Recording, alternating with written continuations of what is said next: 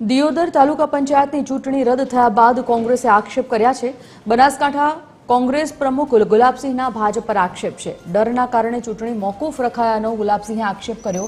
સાંજ સુધી કોંગ્રેસના સભ્યોને સભાખંડમાં બેસાડી રાખવામાં આવ્યા હતા, ગુલાબસિંહનું કહેવું છે। અને સાથે તેઓએ કહ્યું કે કોંગ્રેસના આગેવાનો પર ખોટી ગંભીર કલમો લગાવાઈ છે।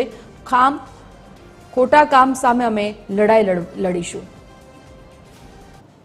જ્યાં સુધી ચૂંટણી અધિકારી ના આવ્યા ત્યાં સુધી ભાજપના સભ્યો કોઈ જાતનો ઝઘડો ના કર્યો, પણ ચૂંટણી અધિકારી આવ્યા, બેઠા, બધાની સહીઓ લીધી અને એના પછી જે લોકોએ ગોઠવણ પ્રમાણે ભાજપના સભ્યો અંદરો અંદર ઝઘડવા માંડ્યા।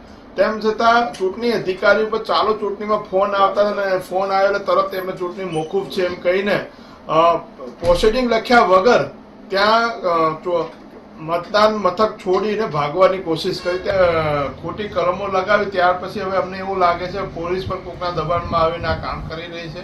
પણ જેટલું કરવું હોય પોલીસને કરવું હોય, ચૂંટણી અધિકારીને કરવું હોય, પણ આવતીકાલે કોંગ્રેસના સભ્યો હાજર રહીને કોંગ્રેસને ન્યાય અપાવશે।